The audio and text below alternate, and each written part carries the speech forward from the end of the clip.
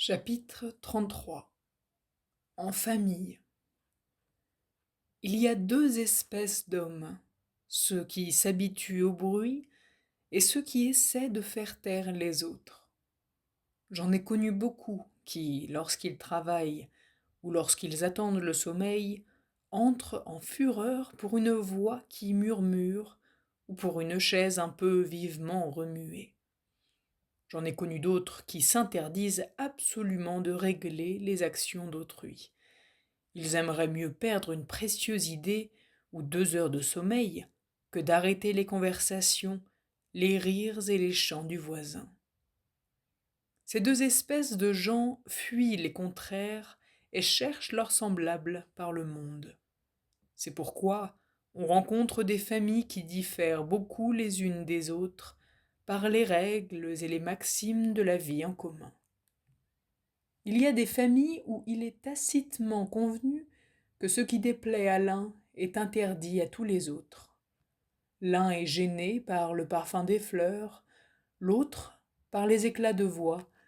L'un exige le silence du soir et l'autre le silence du matin. Celui-ci ne veut pas qu'on touche à la religion, celui-là grince des dents dès que l'on parle politique. Tous se reconnaissent les uns aux autres un droit de veto. Tous exercent ce droit avec majesté.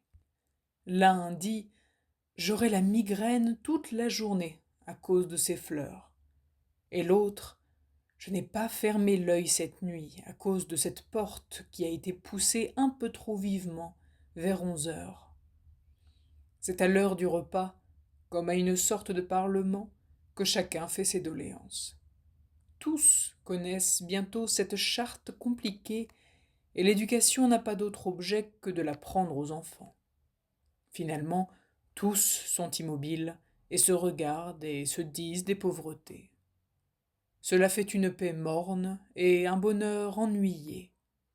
Seulement, comme tout compte fait, chacun est plus gêné par tous les autres qu'il ne les gêne, tous se croient généreux et répètent avec conviction « Il ne faut pas vivre pour soi, il faut penser aux autres ». Il y a aussi d'autres familles où la fantaisie de chacun est chose sacrée, chose aimée, et où nul ne songe jamais que sa joie puisse être importune aux autres. Mais ne parlons point de cela, ce sont des égoïstes. 12 juillet 1907. Chapitre 34. Sollicitude. Tout le monde connaît la fameuse scène où tous, à force de dire à Basile « Vous êtes pâle à faire peur », finissent par lui faire croire qu'il est malade. Cette scène me revient à l'esprit toutes les fois que je me trouve au milieu d'une famille étroitement unie où chacun surveille la santé des autres. Malheur à celui qui est un peu pâle ou un peu rouge. Toute la famille l'interroge avec un commencement d'anxiété. « Tu as bien dormi ? Qu'as-tu mangé hier ? Tu travailles trop. » et autres propos réconfortants. Viennent ensuite des récits de maladies qui n'ont pas été prises assez tôt. Je plains l'homme sensible et un peu poltron qui est aimé, choyé, couvé, soigné de cette manière-là. Les petites misères de chaque jour, coliques, toux, éternuements, bâillements, névralgie, seront bientôt pour lui d'effroyables symptômes dont il suivra le progrès avec l'aide de sa famille et sous l'œil indifférent du médecin qui ne va pas, vous pensez bien, s'obstiner à rassurer tous ces gens-là au risque de passer pour un âne. Dès que l'on a un souci, on perd le sommeil. Voilà donc notre malade imaginaire qui passe des nuits à écouter sa respiration et ses journées à raconter ses nuits. Bientôt son mal est classé et connu de tous. Les conversations mourantes en reçoivent une vie nouvelle. La santé de ce malheureux a une cote, comme les valeurs en bourse. Tantôt il est en hausse, tantôt il est en baisse, et il le sait ou le devine. Voilà un neurasthénique de plus. Le remède, fuir sa famille, aller vivre au milieu d'indifférents qui vous demanderont d'un air distrait comment vous portez-vous, mais s'enfuiront si vous répondez sérieusement, de gens qui n'écouteront pas vos plaintes et ne poseront pas sur vous ce regard chargé de tendre sollicitude qui vous étranglait l'estomac. Dans ces conditions, si vous ne tombez pas tout de suite dans le désespoir, vous guérirez. Morale, ne dites jamais à quelqu'un qu'il a mauvaise mine. 30 mai 1907. Chapitre 35. La paix du ménage. Je reviens à ce terrible poil de carotte de Jules Renard. Ce livre est sans indulgence, et il est bon de dire là-dessus que le mauvais côté des choses n'est pas difficile à apercevoir. Communément, ce sont les passions qui se montrent, et c'est l'amitié qui se cache. Et c'est d'autant plus inévitable que l'intimité est plus grande. Un homme qui ne comprend pas cela est nécessairement malheureux. Dans la famille, et surtout si les cœurs sont tout à fait dévoués, personne ne se gêne, personne ne prend un masque. Ainsi une mère, aux yeux de son enfant, ne pensera jamais à lui prouver qu'elle est une bonne mère. Ou alors c'est que l'enfant est méchant jusqu'à la férocité. Un bon enfant doit donc s'attendre à être traité quelquefois sans façon. C'est là, proprement, sa récompense. La politesse, c'est pour les indifférents, et l'humeur, bonne ou mauvaise, est pour ceux que l'on aime bien. Un des effets de l'amour partagé, c'est que la mauvaise humeur y est échangée naïvement. Le sage y verra des preuves de confiance et d'abandon. Les romanciers ont souvent noté que la première marque de l'infidélité d'une femme, c'est un retour de politesse et d'attention à l'égard de son mari.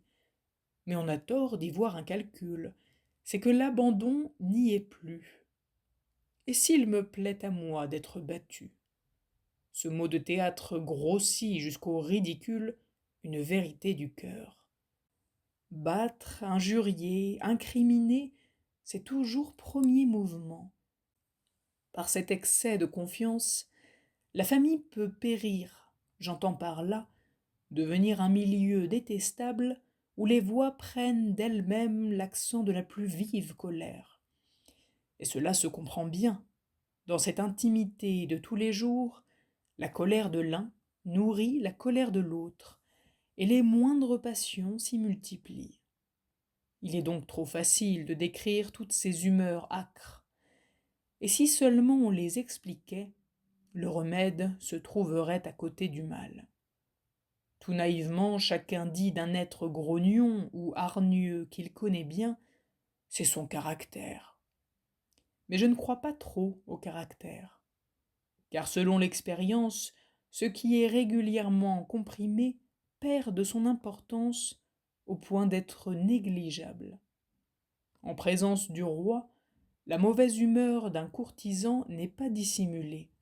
Elle est abolie par le vif désir de plaire. Un mouvement exclut l'autre. Si vous tendez amicalement la main, cela exclut le coup de poing. Il en est ainsi des sentiments qui tirent toute leur vivacité des gestes commencés et retenus. Une femme qui a du monde et qui interrompt sa colère pour recevoir une visite imprévue, cela ne me fait point dire « quelle hypocrisie !» mais « quel remède parfait contre la colère !» L'ordre familial, c'est comme l'ordre du droit. Il ne se fait point tout seul, il se fait et se conserve par volonté. Celui qui a bien compris tout le danger du premier mouvement règle alors ses gestes et conserve ainsi les sentiments auxquels il tient. C'est pourquoi le mariage doit être indissoluble au regard de la volonté. Par là, on s'engage soi-même à le conserver bon en calmant les tempêtes. Voilà l'utilité des serments. 14 octobre 1913. Chapitre 36. De la vie privée. C'est La Bruyère, je crois, qui a dit qu'il y a de bons mariages, mais qu'il n'y en a point d'excellents. Il faudra que notre humanité se tire de ces marécages de faux moralistes, d'après lesquels on goûterait et on prononcerait sur le bonheur comme d'un fruit. Mais je dis que, même pour un fruit, on peut l'aider à être bon. Encore bien mieux pour le mariage et pour toute liaison humaine, ces choses ne sont pas pour être goûtées ou subies, mais il faut les faire. Une société n'est pas comme un ombrage où l'on est bien ou mal, selon le temps et les courants d'air. C'est au contraire le lieu des miracles, où le sorcier fait la pluie et le beau temps. Chacun fait beaucoup pour son commerce ou pour sa carrière. Mais communément, on ne fait rien pour être heureux chez soi. J'ai déjà bien écrit sur la politesse, certainement sans la louer comme il fallait. Et je ne dis point du tout que la politesse est un mensonge, bonne pour l'étranger. Je dis que plus les sentiments sont sincères et précieux, plus ils ont besoin de politesse. Un commerçant qui dirait « Allez au diable » croirait dire ce qu'il pense. Mais voilà le piège des passions. Dans notre vie immédiate, tout ce qui se présente est faux. J'ouvre les yeux au réveil, tout ce que je vois est faux. Mon travail est de juger, d'estimer et de renvoyer les choses à leur distance. N'importe quelle première vue est un songe d'un instant, et les songes sont sans doute de courts réveils sans jugement. Eh bien, pourquoi voulez-vous que je juge mieux de mes sentiments immédiats ? Hegel dit que l'âme immédiate ou naturelle est toujours enveloppée de mélancolie et comme accablée. Cela m'a paru d'une belle profondeur. Lorsque la réflexion sur soi ne redresse pas, c'est un mauvais jeu, et qui s'interroge se répond toujours mal. La pensée qui se contemple seulement n'est qu'ennui, ou tristesse, ou inquiétude, ou impatience. Essayez, demandez-vous à vous-même que lirais-je bien pour passer le temps. Vous bâillez déjà. Il faut s'y mettre, le désir retombe s'il ne s'achève en volonté. Et ces remarques suffisent pour juger les psychologues qui voudraient que chacun étudie curieusement ses propres pensées, comme on fait des herbes ou des coquillages. Mais penser, c'est vouloir. Or, ce qui se fait si bien dans la vie publique, commerce, industrie, où chacun se gouverne et se redresse à chaque instant, ne réussit pas de même dans la vie privée. Chacun se couche sur ses affections. Bon pour dormir. Mais dans le demi-sommeil de la famille, tout est facilement aigre. Par quoi les meilleurs sont souvent conduits à une hypocrisie effrayante. Chose à remarquer, on emploie une espèce de volonté à cacher des sentiments au lieu de les changer par volonté en se mouvant tout comme un gymnaste. Cette idée que la mauvaise humeur, la tristesse, l'ennui sont des faits comme la pluie ou le vent est en effet la première idée, et fausse. Et bref, la vraie politesse consiste à éprouver ce que l'on doit. On s'oblige bien au respect, à la discrétion, à la justice. Ce dernier exemple est bon à considérer. Un retour vif à la justice, malgré le premier mouvement des passions, n'est certes pas d'un voleur, mais bien plutôt c'est la probité elle-même, sans aucune hypocrisie.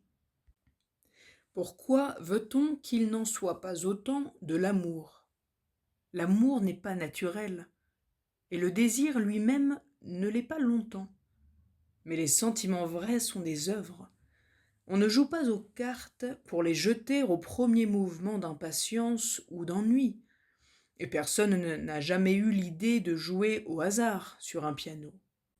La musique est même de tous les exemples le meilleur, car elle ne se soutient, même dans le chant, que par volonté, et la grâce vient ensuite, comme on dit quelquefois les théologiens, mais sans bien savoir de quoi ils parlaient. 10 septembre 1913. Chapitre 37. Le couple. Romain Rolland, dans son beau livre, fait entendre qu'un bon ménage est rare, et par des causes naturelles. En suivant les mêmes chemins, en considérant ces personnages, et surtout les personnages vivants qui se sont trouvés dans mon chemin, j'aperçois des traits distinctifs qui rendent souvent les deux sexes ennemis l'un de l'autre, sans qu'ils sachent toujours bien pourquoi. L'un est affectif, l'autre actif. Cela a été dit souvent et rarement expliqué. Affectif n'est pas la même chose qu'affectueux. Ce qu'il faut entendre sous le mot, c'est une liaison plus étroite des pensées avec les sources de la vie. Cette liaison s'observe chez tous les malades, quel que soit le sexe, mais elle est normalement plus étroite chez la femme par la prédominance naturelle des fonctions de grossesse et d'allaitement et de tout ce qui s'y rattache. D'où des changements d'humeur dont les causes sont naturelles, mais dont les effets donnent souvent l'apparence de la fantaisie, de l'incohérence, de l'obstination. Sans aucune hypocrisie, car il faut une profonde sagesse, et fort rare dans le fait, pour expliquer un mouvement d'humeur par ses véritables causes, attendu que la vraie cause change aussi nos motifs.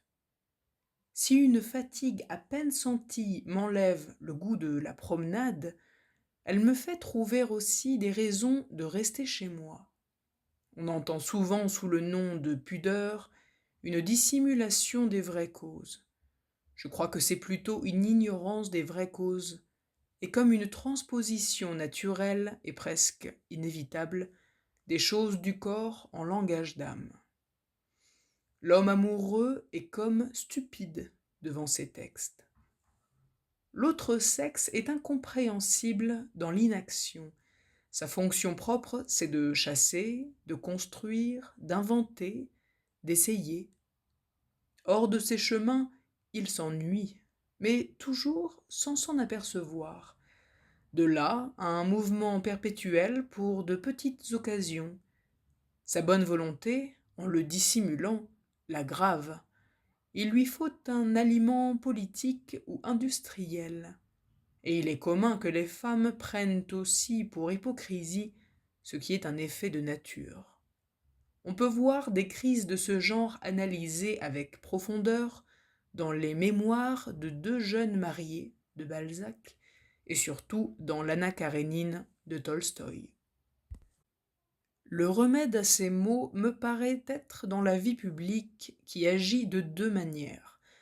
D'abord par les relations de famille et d'amis qui établissent dans le ménage des relations de politesse absolument nécessaires pour dissimuler tous ces caprices du sentiment qui n'ont toujours que trop d'occasions de s'exprimer. Dissimuler, entendez bien, ce qui n'est que mouvement d'humeur n'est même pas senti dès qu'on ne peut le montrer.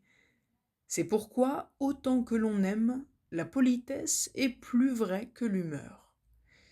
Et puis la vie publique occupe l'homme et le détourne de cette oisiveté de complaisance, dans laquelle il n'est jamais naturel quelque bon vouloir qu'il y mette.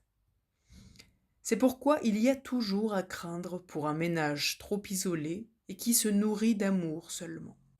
Ce sont des barques trop légères, trop mobiles au flot, sans lest, et la sagesse, par réflexion, n'y peut pas grand-chose. C'est l'institution qui sauve le sentiment. 14 décembre 1912. Chapitre 38. L'ennui. Quand un homme n'a plus rien à construire ou à détruire, il est très malheureux. Les femmes, j'entends celles qui sont occupées à chiffonner et à pouponner, ne comprendront sans doute jamais bien pourquoi les hommes vont au café et jouent aux cartes. Vivre avec soi et méditer sur soi, cela ne vaut rien. Dans l'admirable Wilhelm Meister de Goethe, il y a une société de renoncement dont les membres ne doivent jamais penser ni à l'avenir ni au passé. Cette règle, autant qu'on peut la suivre, est très bonne. Mais pour qu'on puisse la suivre, il faut que les mains et les yeux soient occupés. Percevoir et agir, voilà les vrais remèdes. Au contraire, si l'on tourne ses pouces, on tombera bientôt dans la crainte et dans le regret. La pensée est une espèce de jeu qui n'est pas toujours très sain. Communément, on tourne sans avancer. C'est pourquoi le grand Jean-Jacques a écrit « L'homme qui médite est un animal dépravé ». La nécessité nous tire de là, presque toujours. Nous avons presque tous un métier à faire, et c'est très bon. Ce qui nous manque, ce sont de petits métiers qui nous reposent de l'autre.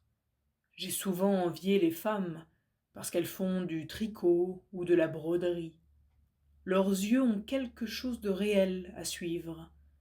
Cela fait que les images du passé et de l'avenir n'apparaissent vivement que par éclairs. Mais dans ces réunions où l'on use le temps, les hommes n'ont rien à faire et bourdonnent comme des mouches dans une bouteille. Les heures d'insomnie, lorsque l'on n'est pas malade, ne sont si redoutées, je crois, que parce que l'imagination est alors trop libre et n'a point d'objet réel à considérer.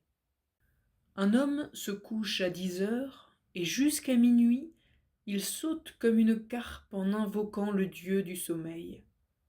Le même homme, à la même heure, s'il était au théâtre, oublierait tout à fait sa propre existence. Ces réflexions aident à comprendre les occupations variées qui remplissent la vie des riches. Ils se donnent 1000 devoirs et 1000 travaux et y courent comme au feu. Ils font 10 visites par jour et vont du concert au théâtre. Ceux qui ont un sang plus vif se jettent dans la chasse, la guerre ou les voyages périlleux. D'autres roulent en auto et attendent impatiemment l'occasion de se rompre les os en aéroplane. Il leur faut des actions nouvelles et des perceptions nouvelles. Ils veulent vivre dans le monde et non en eux-mêmes. Comme les grands mastodontes broutaient des forêts, ils broutent le monde par les yeux. Les plus simples jouent à recevoir de grands coups de poing dans le nez et dans l'estomac. Cela les ramène aux choses présentes, et ils sont très heureux. Les guerres sont peut-être, premièrement, un remède à l'ennui. On expliquerait ainsi que ceux qui sont les plus disposés à accepter la guerre, sinon à la vouloir, sont souvent ceux qui ont le plus à perdre. La crainte de mourir est une pensée d'oisif, aussitôt effacée par une action pressante, si dangereuse qu'elle soit. Une bataille est sans doute une des circonstances où l'on pense le moins à la mort. D'où ce paradoxe, mieux on remplit sa vie, moins on craint de la perdre. 29 janvier 1909. Chapitre 39. Vitesse. J'ai vu une des nouvelles locomotives de l'Ouest, plus longue encore, plus haute, plus simple que les autres. Les rouages en sont finis comme ceux d'une montre, cela roule presque sans bruit. On sent que tous les efforts y sont utiles et tendent tous à une même fin. La vapeur ne s'en échappe point sans avoir usé sur les pistons toute l'énergie qu'elle a reçue du feu. J'imagine le démarrage aisé, la vitesse régulière, la pression agissant sans secousse et le lourd convoi glissant de 2 kilomètres en 1 minute. Au reste, le tender monumental en dit long sur le charbon qu'il faudra brûler. Voilà bien de la science, bien des plans, bien des essais, bien des coups de marteau et de lime. Tout cela pourquoi? Pour gagner peut-être un quart d'heure sur la durée du voyage entre Paris et Le Havre. Et que feront-ils, les heureux voyageurs, de ce quart d'heure si chèrement acheté? Beaucoup l'useront sur le quai à attendre l'heure. D'autres resteront un quart d'heure de plus au café et liront le journal jusqu'aux annonces. Où est le profit? Pour qui est le profit? Chose étrange, le voyageur, qui s'ennuierait si le train allait moins vite, emploiera un quart d'heure avant le départ ou après l'arrivée à expliquer que ce train met un quart d'heure de moins que les autres à faire le parcours. Tout homme perd au moins un quart d'heure par jour à tenir des propos de cette force, ou à jouer aux cartes, ou à rêver. Pourquoi ne perdrait-il pas aussi bien ce temps-là en wagon? Nulle part on est mieux qu'en wagon. Je parle des trains rapides. On y est fort bien assis, mieux que dans n'importe quel fauteuil. Par de larges baies, on voit passer les fleuves, les vallées, les collines, les bourgades et les villes. L'œil suit les routes à flanc de coteaux, des voitures sur ces routes, des trains de bateaux sur le fleuve. Toutes les richesses du pays s'étalent, tantôt des blés et des seigles, tantôt des champs de betteraves et une raffinerie, puis de belles futaies, puis des herbages, des bœufs, des chevaux. Les tranchées font voir les couches du terrain. Voilà un merveilleux album de géographie que vous feuilletez sans peine et qui change tous les jours, selon les saisons et selon le temps. On voit l'orage s'amasser derrière les collines et les voitures de foin se hâter le long des routes. Un autre jour, les moissonneurs travaillent dans une poussière dorée et l'air vibre au soleil. Quel spectacle égale celui-là! Mais le voyageur lit son journal, essaie de s'intéresser à de mauvaises gravures, tire sa montre, bâille, ouvre sa valise, la referme. À peine arrivé, il hèle un fiacre et court comme si le feu était à sa maison. Dans la soirée, vous le retrouverez au théâtre. Il admirera des arbres en carton peint, des fausses moissons, un faux clocher. De faux moissonneurs lui brailleront aux oreilles, et il dira, tout en frottant ses genoux meurtris par l'espèce de boîte où il est emprisonné, les moissonneurs chantent faux, mais le décor n'est pas laid. 2 juillet 1908. Chapitre 40. Le jeu. Je plains, disait quelqu'un, un homme qui vit seul, qui n'a pas de besoin ni d'inquiétude que ses ressources ne puissent calmer. Je le plains dès que l'âge ou la maladie le toucheront un peu, car il pensera trop à lui-même. Un père de famille, toujours soucieux, et qui n'arrive point à se délivrer de ses dettes, est bien plus heureux, malgré l'apparence, parce qu'il n'a point le temps de penser à ses digestions. Voilà une raison de se conserver quelques petites dettes ou de se consoler si on en a. Quand on conseille aux hommes de rechercher une vie moyenne, tranquille et assurée, on ne leur dit pas assez qu'il leur faudra aussi beaucoup de sagesse pour la supporter. Le mépris des richesses et des honneurs est facile en somme. Ce qui est proprement difficile, c'est une fois qu'on les méprise bien, de ne pas trop s'ennuyer. L'ambitieux court toujours après quelque chose où il croit qu'il trouvera un bonheur rare, mais son principal bonheur, c'est d'être bien occupé. Et même quand il est malheureux de quelque déception, il est encore heureux de son malheur. C'est qu'il y voit remède, et le vrai remède, c'est qu'il y voit remède. La nécessité, étalée comme un grand pays, bien au clair et hors de nous, vaut toujours mieux que cette nécessité repliée que nous sentons au creux de nous. La passion du jeu fait voir ce besoin d'aventure tout nu, en quelque sorte, sans aucun ornement étranger, car le joueur n'a jamais de sécurité, et je crois que c'est cela même qui l'intéresse. Aussi, le vrai joueur n'aime pas trop ces jeux où l'attention, la prudence, le savoir-faire corrigent beaucoup la chance.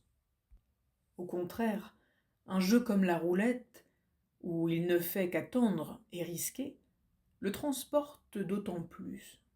Ce sont des catastrophes voulues en un sens, car il se dit à chaque instant « le coup prochain me ruinera peut-être, si je le veux bien ». C'est comme un voyage d'exploration très dangereux, mais avec cette condition que d'un seul consentement de pensée, on se retrouverait en sûreté chez soi. Mais c'est ce qui explique aussi l'attrait des jeux de hasard, car rien n'y force, et l'on ne risque que si l'on veut. Cette puissance plaît. La guerre a sans doute quelque chose du jeu, c'est l'ennui qui fait la guerre. Et la preuve en est que c'est toujours l'homme qui a le moins de travaux et de soucis qui est le plus guerrier. Si on saisissait bien ces causes, on serait moins touché par les déclamations. L'homme riche et oisif paraît bien fort lorsqu'il dit « La vie est facile pour moi, si je m'expose à tant de périls, si j'appelle de tout mon cœur ces risques effrayants, il faut donc que j'y voie quelque raison invincible ou quelque nécessité inévitable.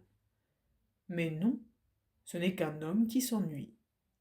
Et il s'ennuierait moins s'il travaillait du matin au soir. » Ainsi, l'inégale répartition des biens a par-dessus tout cet inconvénient qu'elle condamne à l'ennui un grand nombre d'hommes bien nourris, d'où ils arrivent à se donner des craintes et des colères qui les occupent. Et ces sentiments de luxe sont le plus lourd fardeau des pauvres gens. 1er novembre 1913.